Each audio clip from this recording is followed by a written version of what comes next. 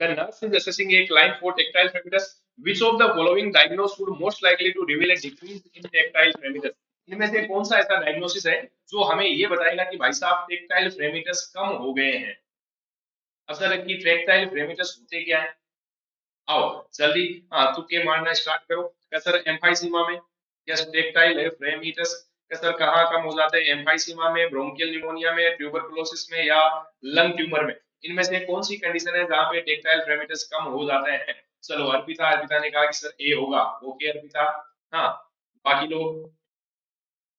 हाँ क्या सर, पहली बात तो ये बता दो फिर, हाँ कि टेक्टाइल फ्रेमिटस होते क्या है?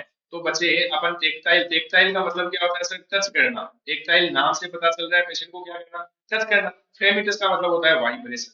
क्या होता है सर? वाइब्रेशन होता है।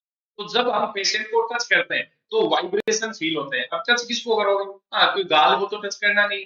दिक्कत किसकी है? क्या सर रेस्पिरेटरी प्रॉब्लम है। तो रेस्पिरेटरी प्रॉब्लम है तो पर्सन की चेस्ट को टच करोगे। यस, पेशेंट की चेस्ट के ऊपर अपन क्या रखेंगे सर? हाथ रखेंगे। पेशेंट की चेस्ट के ऊपर बढ़िया, हाँ हाथ घुमाएंगे, और हाथ घुमाएंगे तो हमें क्या फील होगा सर? वाइब्रेशन फील होगा। साथ में पर्सन को कुछ वर्ड बोलने के लिए बोलते हैं, पर्सन को कुछ वर्ड बोलने के लिए बोलते हैं कि आप क्या करो, हाँ रिवल लिखा है। ओके, हाँ इनमें से कौन सा ऐसा है तो ये बताएगा। हाँ बिल्कुल सीता, कि इनमें से कौन सा ऐसा है जो बताएगा कि भाई साहब टेक्टाइल फ्रेमिटस कम हो गए हैं? बारी बारी में सीक्वेंस वाइज आता हूँ, कोई दिक्कत नहीं है। हिमानी, हाँ कैसे रे नहीं पता, चलो सुनो। तो मैंने कहा बढ़िया, हाथ रखोगे, हाथ रखोगे तो क्या फील होगा?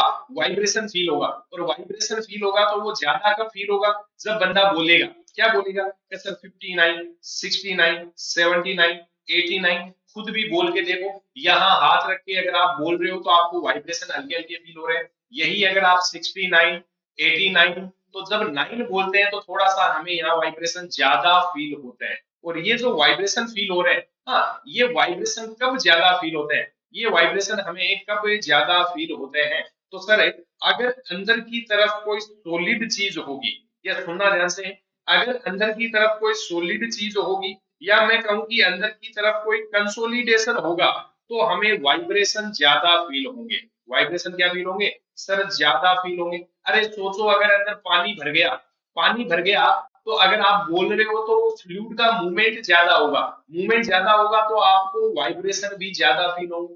लेकिन अगर एयर भर गई, क्या भर गई? एयर। तो एयर भरने पर ये साउंड या टेक्टाइल फ्रेमिकस क्या हो जाते हैं? कम हो जाते हैं। सर एम्फाइसीमा में एयर फील होता है, लंग में टेक्टाइल फ्रेमिकस वाइब्रेशन फील होती है ना? बिल्कुल। एम्फाइसीमा में एयर भरी है। देखो न्यूमोनिया, टीबी, लंग ट्यूमर, इनमें कंसोलिडेशन हुआ है। क्या हुआ है? कंसोलिडेशन। और कंसोलिडेशन हुआ है मतलब कुछ ना कुछ अंदर भरा है। और जब भर गया तो अपने को वाइब्रेशन फील नहीं होगा।